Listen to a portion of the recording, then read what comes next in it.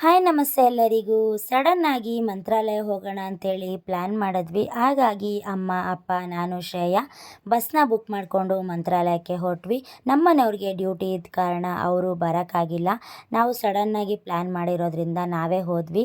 ಹೋಗಿ ತಿಂದು ಮಲ್ಕೊಂಡು ಬೆಳಗ್ಗೆ 5:30ಗೆ ಕಣ್ಬಿಡೋ ಅಷ್ಟೊತ್ತಿಗೆ ಮಂತ್ರಾಲಯ ತಲುಪಿದ್ವಿ. ಎಲ್ಲರೂ ಇಳಿದು ಅಲ್ಲಿಂದ ಟೀ ಕಾಫಿ ಕುಡ್ಕೊಂಡು ಸ್ವಲ್ಪ ಹೊತ್ತು ಮಾತಾಡಿಕೊಂಡು ನಮ್ಮದು ವಾಸವಿ ಅಂತ ಹೇಳಿ ನಮ್ಮ ಕ್ಯಾಸ್ಟ್ಗೆ ರೂಮ್ ಇರುತ್ತೆ ಫ್ರೀ, ಅದನ್ನು ಒಂದು ಸತಿ ಚೆಕ್ ಮಾಡಿ ನೋಡಿದ್ವಿ. ಅದು ಫುಲ್ ಆಗಿದ್ದ ಕಾರಣ ಬೇರೆ ರೂಮ್ನ ಬುಕ್ ಮಾಡಬೇಕಾಯಿತು. ಅಲ್ಲಿಂದ ಬಂದು ಎಲ್ಲರೂ ಟಿಫನ್ನ ಮಾಡಿಕೊಂಡು ಮತ್ತೆ ಒಂದು ಪ್ರೈವೇಟ್ ರೂಮ್ನ ಮಾಡ್ಕೊಂಡ್ವಿ. ಇದಕ್ಕೆ 3,000 AC ರೂಮು. ತುಂಬ ಚೆನ್ನಾಗಿತ್ತು, ಚೆನ್ನಾಗಿ ಸರ್ವಿಸ್ ಕೊಟ್ಟರು. ಎಲ್ಲರೂ ಬಸ್ಸಲ್ಲಿ ಟಯರ್ಡ್ ಆಗಿರೋದ್ರಿಂದ ಬಂದು 2 ಅವರ್ ನಿದ್ದೆ ಮಾಡಿದ್ರು.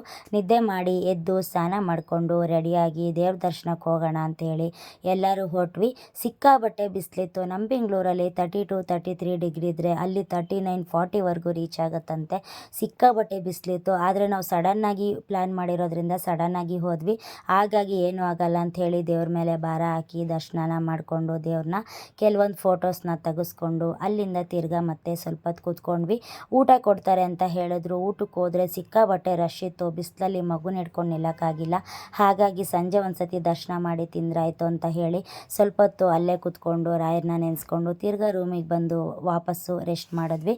ಅಲ್ಲಿಂದ ಮತ್ತೆ ಸಂಜೆ 5:30ಗೆ ಮತ್ತೆ ಮುಖ ತೊಳ್ಕೊಂಡು ಫ್ರೆಶ್ ಅಪ್ ಆಗಿ ಅಲ್ಲಿಂದ ಮತ್ತೆ ದೇವಸ್ಥಾನಕ್ಕೆ ಹೋಗಿ ಕೆಲವೊಂದು ಫೋಟೋಸ್ನ ವೀಡಿಯೋಸ್ನ ತೊಗೊಂಡು ವ್ಯೂವ್ನ ನೋಡಿಕೊಂಡು ಸ್ವಲ್ಪ ಹೊತ್ತು ಕೂತ್ಕೊಂಡು ಗಾಳಿ ತೊಗೊಂಡು ಅಲ್ಲಿಂದ 6:30ಗೆ ರಥೋತ್ಸವ ಆಯಿತು. ಬೆಳ್ಳಿ ಚಿನ್ನ ಆನೆ ರಥನ ಹೇಳಿದ್ರು, ಅದನ್ನೆಲ್ಲ ನೋಡಿಕೊಂಡು ಅಲ್ಲಿಂದ ಎಲ್ಲರೂ ಪ್ರಸಾದನ ತಿನ್ಕೊಂಡು ಅಲ್ಲಿಂದ ತಿರ್ಗಾ ವಾಪಸ್ ಬರೋಕ್ಕೆ ಟ್ರಾವೆಲಲ್ಲಿ ಬಸ್ನ ಬುಕ್ ಮಾಡಿಕೊಂಡು ರೂಮ್ಗೆ ವಾಪಸ್ ಬಂದು ರೆಸ್ಟ್ ಮಾಡಿದ್ವಿ.